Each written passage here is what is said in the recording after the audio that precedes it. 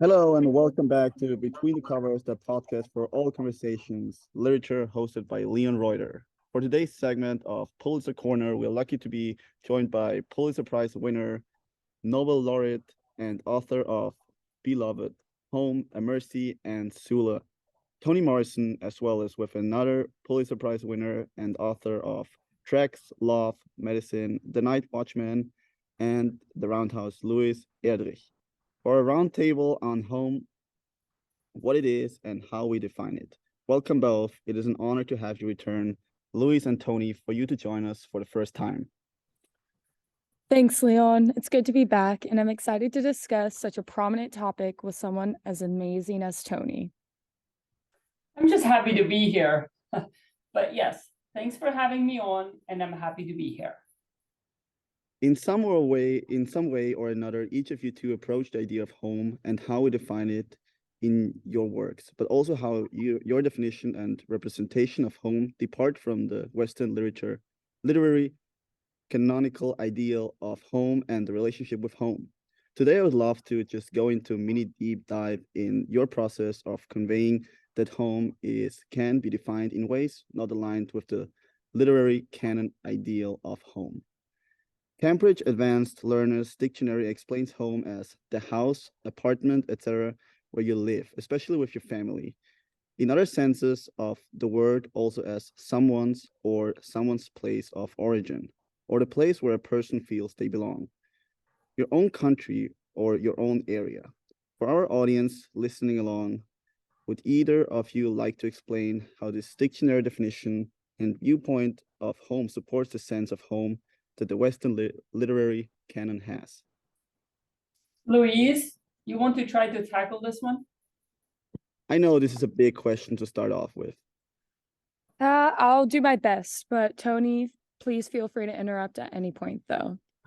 When purely going off the dictionary definition of home, this question, what is home, seems quite clear. And for many, I am sure it is quite clear. Majority of Western people, specifically white people, can concretely point to their home as their house, apartment, even track their bloodlines all the way back to their ancestral lands, no matter how far away it may be. When there is no shades of ambiguity as to what home is, that is how the Western literary canonical view of home arises. Home is safe. Home is secure. Home has never been attempted to be stripped from anyone or your family. So for the canon, the move to be brave is to reject home rather and to become an adventurer traveling to unknown places, forging independence, not only from your family, but also from the community one grew up in. Instead, the Western literary canon is to search for an individual's home away from where they came from, which I must agree is much easier and more intriguing, especially when they've never had their land stolen or been stolen and displaced from their own homeland with no trace or history to track back to. Home and community is boring in Western literature because home has been concrete and secure for so many. The real adventure and challenge is forging your individual path in the world to find a home of your own. There is a difference between willingly relocating from home and having your home dispossessed from you. Even for me personally, I can trace home back on my father's side to Germany for centuries. On my mother's side, there is no quote unquote home. I can only go back to parts that the government gave, even though they stole it without permission. Our language, housing, and general way of life have been hijacked to the point where my ancestors wouldn't recognize or understand our people or way of life anymore. Wow, amazing points made.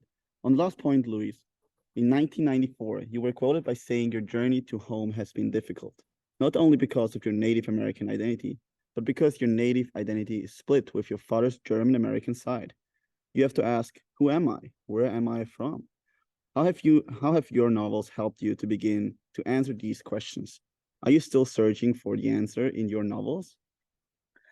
Yes, it's crazy to think that was nearly 20 years ago, and I wish I could give a clearer answer on who I am and where I am from now. It's interesting, as a quote-unquote mixed blood individual, I've found that searching for my identity has almost become a characteristic of mine. I would say that my novels and writing have helped me and confused me all the more in this discovery. I find myself having pieces of identity in nearly all characters, which I guess shows how deep down the ambiguity is. I am soaked in this ambiguity. How do I present to certain groups? Do I want to be more tribal on my mother's ancestral reservation? In the South, do I want to present as a regular white European like my father? Unfortunately, in both these worlds, I stand out like a foreigner. I've told myself and found that there's a lot of beauty in this ambiguity. Unlike others, I get to make the choice to find myself and, quote, make the choice of who I want to be. But like I said in 1994, this beauty goes through the painful soul searching of who I am and where I am from. For my writing, my German American side hardly comes through, because in this world I grew up in, I never had to reconcile with the fact that I was German American, or do both soul searching and research to understand who my family was and what land was and is significant to me. There aren't records destroyed and history written over like my native heritage. I even acknowledge that this deep understanding of home and myself is much different than the process that Black Americans must go through in today's world. That brings me to my next point. So often in our progressive world, there's a major focus on solutions, specifically for marginalized communities. But in this push for solutions, it often seems as if marginalized people are put into the same box and viewed with a one-size-fits-all solution, often as if one marginalized experience is the same as every other marginalized experience. Is this something that either of you have experienced as not only female writers, but minority female writers challenging the literary canon? I believe it's hard for either one of us to have never experienced it. The world is finally waking up to intersectionalities. That is the understanding of the connectedness of race, class, gender, and the deep impacts that they have on both individuals and groups. But in this push and understanding by white people that marginalized groups have much more conditions against them, it seems that they have faltered in remembering not every marginalized community is impacted the same way. In fact, today's discussion could not be a better representation of this misunderstanding. What is home, and how do we allow marginalized communities to create and solidify their home? It is funny that often reparations and other things, etc., are used as an example to resolve both Black and Native American issues with home, as if both marginalized communities have faced the same historical problems with white people, when in reality, no matter how gruesome both are, they're different. To compare and come up with one coverall solution for both would be like a doctor treating a broken leg the same way as a torn muscle. Both are painful and in need of aid, but both were injured in different ways and can only be healed through different means. What would you two say are the major differences between the Black American or Native American concept and definition of home? I will only speak under my experience and let Louise speak to the Native experience. The reality of growing up Black in America is that there is no concrete home. There is nowhere for children to trace their family tree back centuries or to find out exactly where their ancestors came from. It is truly the defining of home that one sees just how deeply impacted we still are by the African diaspora. It isn't romantic either. The reason for why there is no deep connection to a physical home. It isn't like Huckleberry Finn or Little House on the Prairie, in which brave white characters are leaving home for uncharted territory, marking their independence.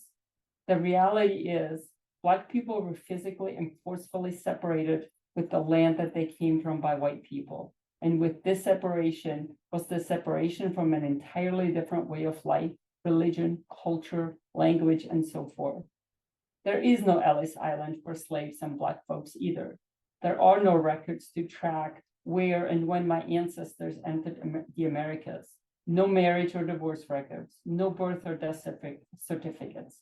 Some families are lucky and have maintained this information through generations, but for most, there is no traveling back in time centuries to understand where we came from, to truly know where home is.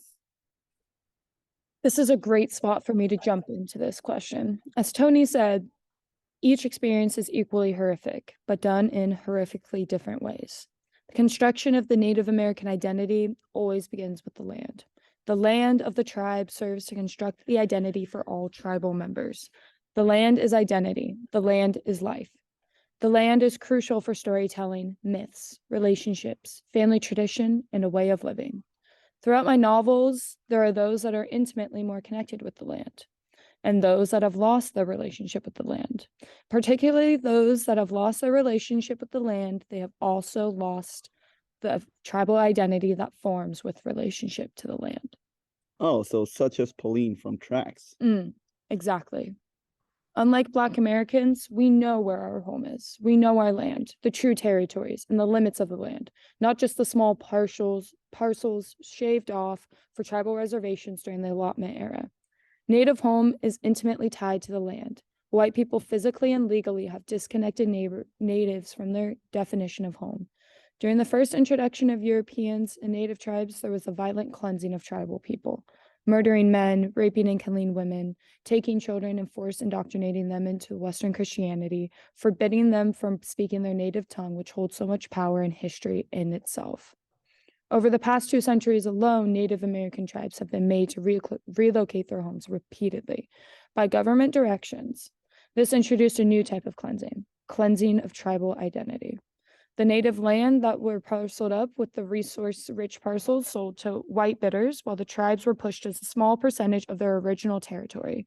They lost land that was closely connected with native religion, spirituality, history, and traditions.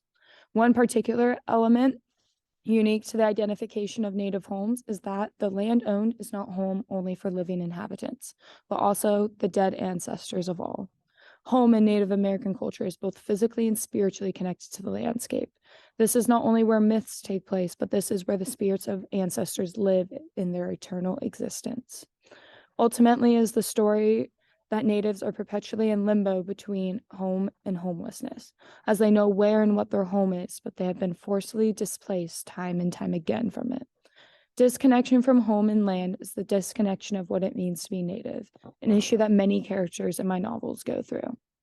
I know that just this question could be unpacked for hours, and I hope we can continue to discuss this off air. Real quick, are there any major similarities that either marginalized group share? I'm not sure if it is a similarity, but it seems that there has been a defense mechanism or a new way to define home for each group, as it is necessary to have some definition of what home is or how home feels. Instead, it seems that community has become the central element of home. With home, there are characteristics that are easier preserved, such as culture and identity. If only we weren't displaced or stolen from our homelands, community is the last straw, the major savior that our cultures and identities have yet to be completely erased or colonized. The problem of homelessness and the search for home are not to be limited to marginalized communities. Rather, they are universal. Different ethnic groups have experienced these in very real and very different ways. The mode must always be acknowledged and understood, though, as choosing to relocate is not the same. As we have noted, there's a popular Western canonical definition of home.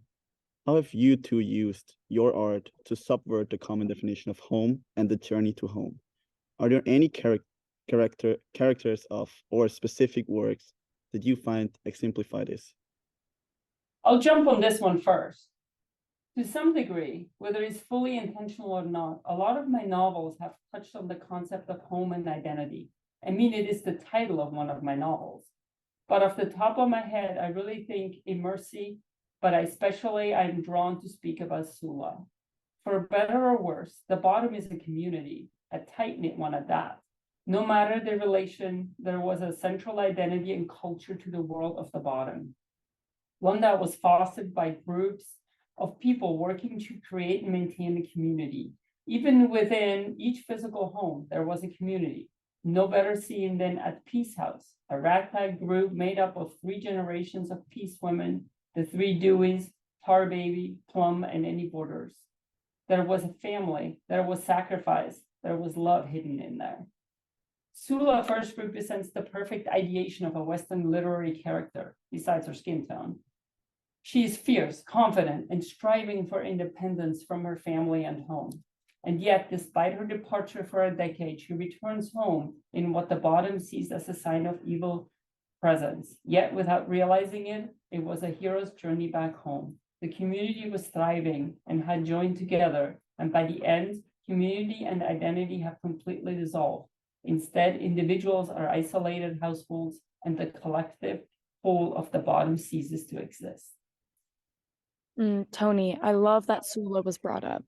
Similarly, my first thought of a hero's journey in subverting home is my character, Fleur Pillager. She's been a force in what, I think 5 of my novels now. She personifies the Native identity and the power and importance land gives to this identity.